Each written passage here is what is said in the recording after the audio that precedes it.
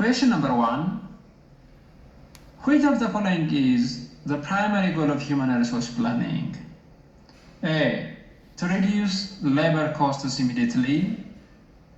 B. To ensure the right number of people with the right skills.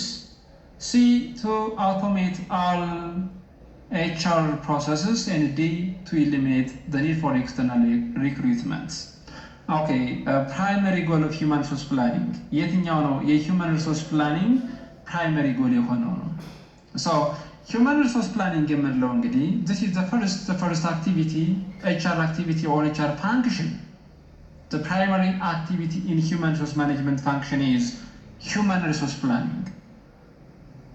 እንግዲህ ሌላ human resource planning activity ላይ ሳንሳተፍ ወደ ሌላ human resource management function ወይም ደግሞ activity መሄድ አንችልም። human resource planning የhuman resource management የመጀመሪያው activity ወይም ደግሞ function ነው. Which means first we have to decide the number of employees, the number of people that we need to have, and the corresponding skills, knowledges, and expertises as well. So human resource planning is the process of deciding or determining the number of employees required and their qualification. One now primary goal of human resource planning ምንድነው? ምን ያህል ሰራተኛ ያስፈልገናል? ምን አይነት ስኪል ያለው? ምን አይነት እውቀት ያለው? ምን አይነት ስኪል competency, knowledge, expertise ያለው ሰራተኛ ያስፈልገናል ነው።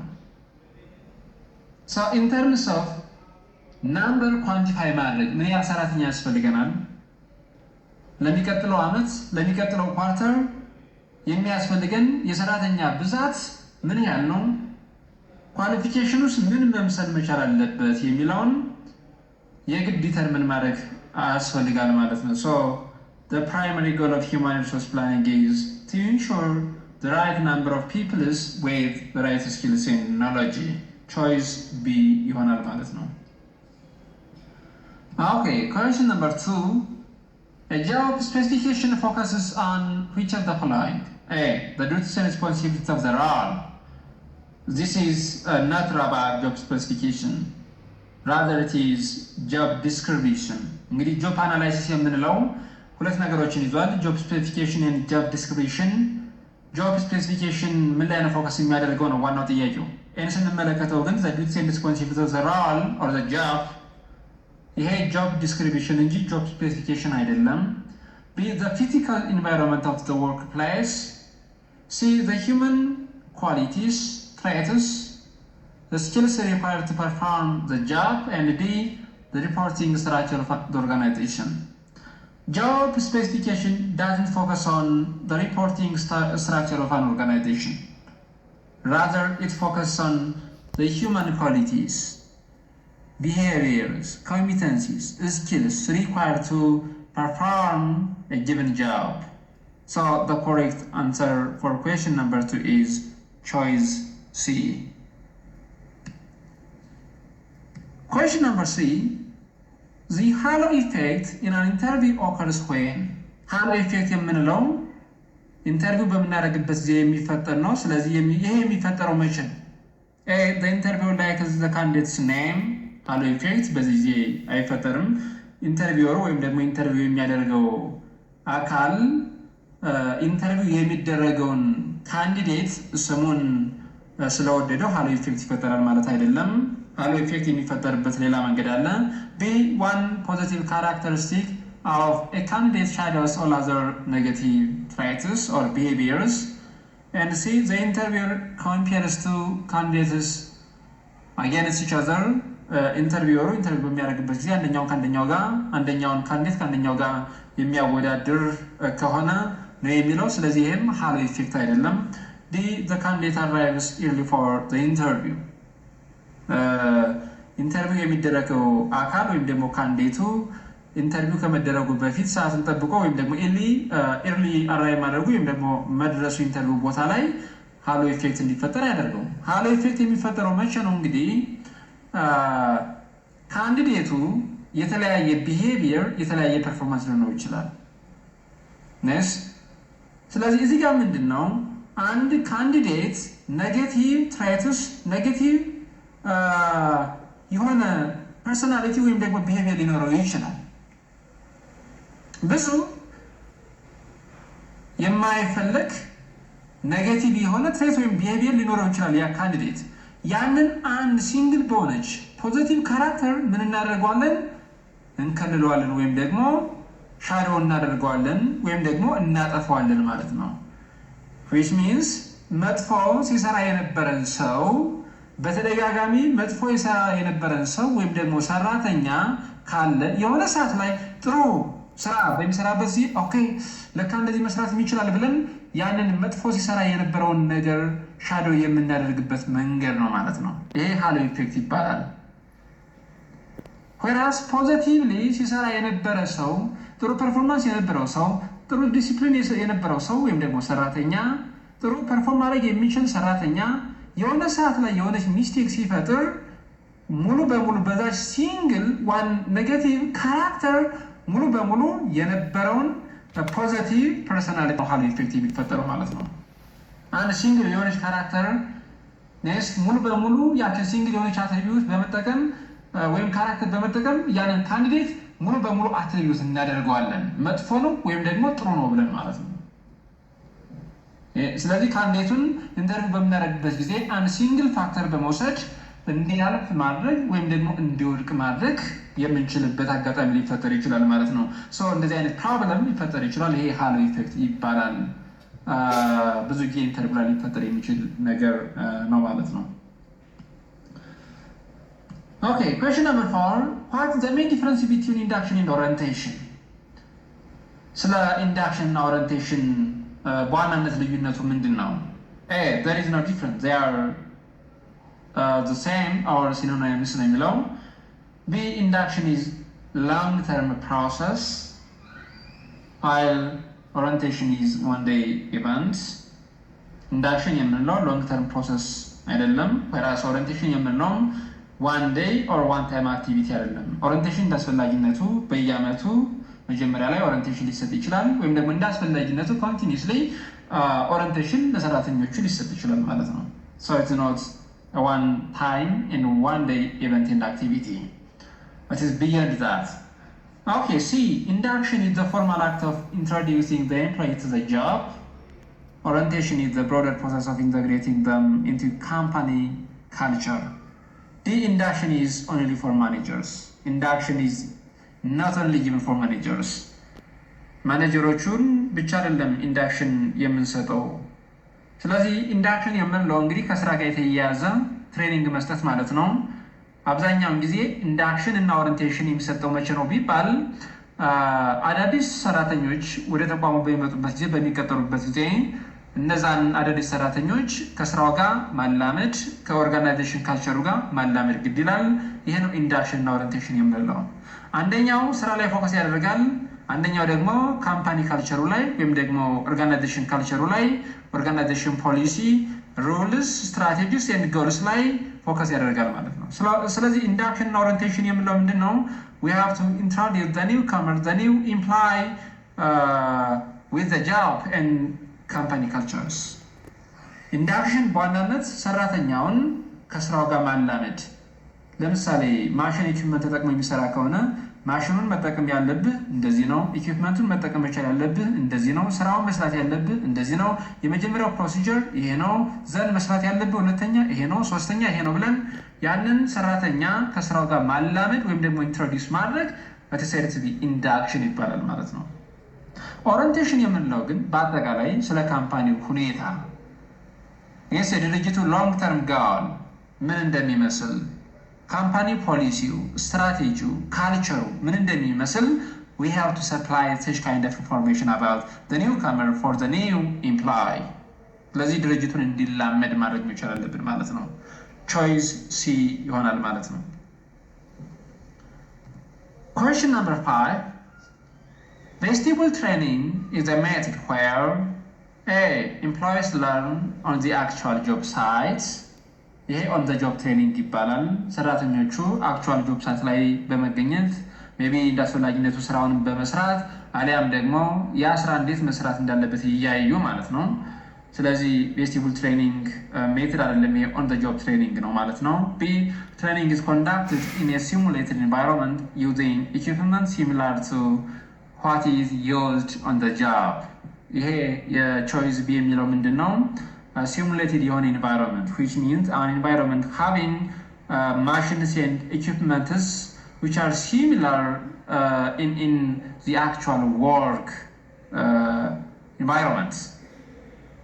አክቹዋል ወርኩን የምንሰራበት ኢንቫይሮንመንት ውስጥ እንዳሉት ማሽኖች እና ኢኩፕመንቶች አይነት ሌላ ሲሙሌትድ የሆነ ኢንቫይሮንመንት አለ። እዚህ ሲሙሌትድ ኢንቫይሮንመንት ውስጥ ያለው ማሽን ኢኩፕመንት ትክክለኛ ስራውን እንደምንሰራበት አይነት የሚመስሉ ሲሙሌትድ የሆኑ ማለት ነው። ስለዚህ ቬስቲቡል ትሬኒንግ የምንለው እንግዲህ የተለያዩ ሲሙሌትድ የሆኑ ማሽኖችን ኢኩፕመንቶችን በመጠቀም ትሬኒንጉን መውሰድ ነው። ኢቶክስ አባውት ትሬኒንግ። ትሬኒንግ እንዴት ነው የምንሰጠው? ኦን ዘ ጆብ ኤንድ ኦፍ ዘ ጆብ ነው። ስራውን በመስራት እና ትክክለኛ ስራውን ሳንሰራ በሌክቸር ሜተድ ልንሰጠው እንችላለን። አሊያም ደግሞ ሲሙሌትድ የሆነ ኢንቫይሮንመንት ውስጥ በመግባት ለምሳሌ አቪዬሽን ኢንዱስትሪዎችን በምንመለከትበት ጊዜ ኤርክራፍት ፓይለቶችን የምናሰለጥነው ዩዚንግ ሲሙሌትድ ኢንቫይሮንመንት በመጠቀም ነው ማለት ነው። ላይክ ተመሳሳይ የሆኑ ምኖች አሉ፣ ሲሙሌትድ የሆኑ ኤርክራፍቶችን ወይም ደግሞ ሲሙሌትድ የሆነ ኢንቫይሮንመንት ውስጥ በማስገባት ማለት ነው። መንጃ ፈቃድ ለማውጣት ሲሙሌትድ የሆነ ኢንቫይሮንመንት መፍጠር ይቻላል። ስለዚህ ቬስቲቡል ትሬኒንግ ማለት ሲሙሌትድ ኢንቫይሮንመንት ውስጥ አስፈላጊ የሆነው ማሽንና ኢኩፕመንት በመጠቀም ትሬኒንግ መስጠት ነው ማለት ነው። ቾይስ ቢ ይሆናል ማለት ነው። ሲን ስንመለከተው የማይሆንበት ምክንያት የሌክቸር ሜተድ ነው። ባይ ዘ ዌይ ያንን ኢምፕሎይ ወደ ዩኒቨርሲቲ ወይም ደግሞ ወደ ኮሌጅ ልኮ ዲግሪውን እንዲማር ማድረግ ይሄ ሌክቸር ሜተድ ነው የሚባለው ማለት ነው። ኦፍ ዘ ጆብ ትሬኒንግ ሜተድ ነው። ኦኬ፣ ስድስተኛ ጥያቄ 360 degree appraisal involves feedback from A, only the immediate supervisor, B, the employee and their subordinates only, C, supervisors, peers, subordinates, sometimes customers, and D, the HR department only. 360 degree appraisal system የምንለው as you can infer from its name, it says 360 degree. Yes, ሰርኩላር የሆነ እንግዲህ ምንም ከአንድ ፐርስፔክቲቭ ከአንድ ዳይሜንሽን ብቻ ሳይሆን የተለያዩ ሜትሪክሶችን በመጠቀም ከተለያየ አንግል ነው የሰራተኛውን ፐርፎርማንስ አፕሬት የምናደርገው ማለት ነው። ስለዚህ ኢሚዲየት ሱፐርቫይዘሩ ብቻ አይደለም፣ ሰራተኞቹና ሳፖርኔቶች ብቻ አይደሉም። 360 ዲግሪ አፕሬዛል የሚደረገው ሱፐርቫይዘሩም ፒርስ የምንላቸው ወይም ደግሞ አንድ ሰራተኛ እኩያዎች ወይም ደግሞ አቻ የምንላቸው አሉ። ሳፖርኔትስ የምንላቸው ከሱ በታች ያሉት፣ ሰምታይምስ ከስተመርስ እንዳስፈላጊነቱ የሰራተኛውን ፐርፎርማንስ ኢቫሉዌት ወይም ደግሞ አፕሬዝ ያደርጋሉ። ይሄ 360 ዲግሪ አፕሬዛል ሲስተም እንለዋለን። ፊድባክ የምናገኘውም ከማን ነው ማለት ነው? ፍሮም ሱፐርቫይዘርስ፣ ፒርስ፣ ሳፖርኔትስ ኤንድ ከስተመርስ ይሆናል ማለት ነው። ቾይስ ሲ። Question number 7. The primary purpose of a realistic job preview is to A, make the job look as attractive as possible to get more applicants.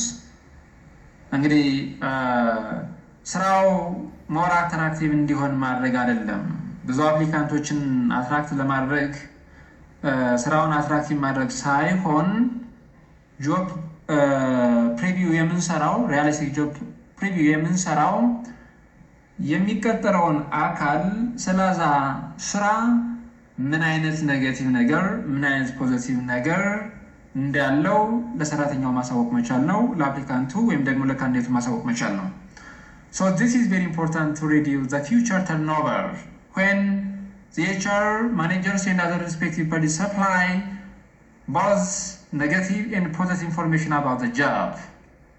ስለ ስራው ምን አይነት ኔጌቲቭ እና ፖዚቲቭ ኢንፎርሜሽን እንዳለው ማሳወቅ መቻል ይኖርብናል።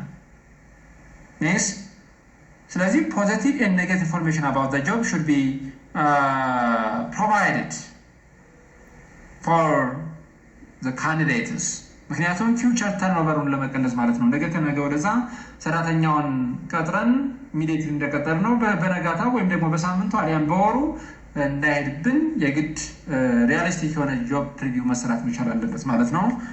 ለዛ ሰራተኛ መጥፎና ጥሩ ነገሩን ከስራው ጋር የተያያዙ መጥፎና ጥሩ ነገሮችን ማስረዳት ማሳወቅ መቻል አለብን ማለት ነው። ቾይስ ቢ ይሆናል ማለት ነው። The last question number 8, which of the following is considered a primary disadvantage of internal recruitment or promoting from within?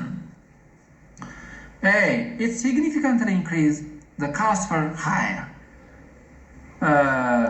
ዚጋ ሃይሪንግ ኮስቱ ሲግኒፊካንትሊ የሚጨምረው መቼ ነው? ፍሮም ከኤክስተርናል ኢንቫይሮንመንት ሃይር በምናደርግበት ወይም ደግሞ ኤክስተርናሊ ሃይር በምናደርግበት ጊዜ ነው እንጂ ኢንተርናሊ ሃይር ስናደርግ አስማች አስ ፖሲብል ሃይሪንግ ኮስቱን መቀነስ እንችላለን። ናይስ። ስለዚህ ይሄኛው የኢንተርናል ሪክሩትመንት ዲስአድቫንቴጅ አይደለም ማለት ነው። ቢ ኢት ሊድስ ቱ ኢንብሪዲንግ where a lack of fresh perspectives and new ideas can stifle innovation. See, it takes much longer to fill the position compared to external sourcing. ይህም ፕራይመሪ አድቫንቴጅ እንጂ ዲስአድቫንቴጅ አይደለም። ይህኛውን ሲን ስንመለከተው it takes much longer to fill the position compared to external ይሄኛው ምንድን ነው? ኢንተርናሊ ፕሮሞት ማድረጋችን ብዙ ጊዜ አይወስድብንም። አስማች አስ ፖሲብል የሚወስድብን ጊዜ አጭር ነው የሚሆነው። ብዙ ጊዜ ያንን ቫካንት ፖዚሽን ፊል ለማድረግ ወይም ደግሞ ሰራተኛውን ለመቅጠር ረጅም ጊዜ የሚወስድብን ኤክስተርናሊ ሃየር በምናደርግበት ጊዜ ነው። ስ ይችን ፖይንት ያዙ። ኢት ሪዲዩስ ዘ ኦቨርኦል ሞራል ኤንድ ሞቲቬሽን ኦፍ ኤግዚስቲንግ ኢምፕሎይስ። ይህም ኤክስተርናሊ ሃየር በምናደርግበት ጊዜ ኤግዚስቲንግ ኢምፕሎዩ ወይም ደግሞ አሁን ስራ ላይ ያለው ሰራተኛ እኛ ፕሮሞት ማድረግ እየቻል እኛ ወደዚህ ስራ ትራንስፈር ሆነን መስራት እየቻል ለምን ሌላ ሰራተኛ ይቀጠራል የሚል ቅራኔ ሊያስነሳ ይችላል ማለት ነው። ሶ ኢት ሃዝ አን ኢምፓክት ኦን ሞራል ኦፍ ኢምፕሎይስ ኤንድ ሞቲቬሽን፣ በሞቲቬሽን ላይ በሰራተኛው ሞራል ላይ እና ሞቲቬሽኑ ላይ ምን ያመጣበታል? ተጽዕኖ ያመጣበታል ማለት ነው። ስለዚህ ፍሮም the human resource management perspective ትክክለኛው መልስ ኢንብሪዲንግ የሚለው ነው። ኢንብሪዲንግ from this dimension, from the perspective of human resource management, which means it is a lack of perspective, a lack of new and up-to-date knowledge, skills and talents. ሶ ኢንተርናሊ ሃየር እያደረግን በምንሄድበት ቁጥር ብዙ ጊዜ እንግዲህ በተደጋጋሚ ሰራተኞቹን ፕሮሞት የምናደርግ ከሆነ ትራንስፈር የምናደርግ ከሆነ አዳዲስ ሀሳቦች፣ አዳዲስ እውቀቶች፣ አዳዲስ ስኪሎች ነስ ወደ ድርጅቱ አይመጡም ማለት ነው።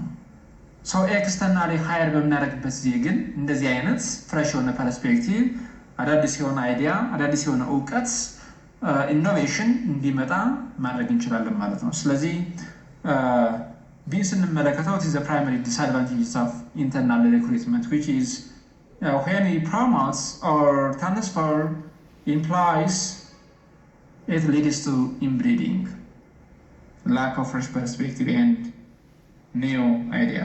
Choice B ይሆናል ማለት ነው። ሶ ይህን ይመስላል ሂውማን ሪሶርስ ማኔጅመንት የተመረጡ ጥያቄዎች። ፓርቲቱን አዘጋጅቼ ይዤላችሁ እመጣለሁኝ። Thank you for watching.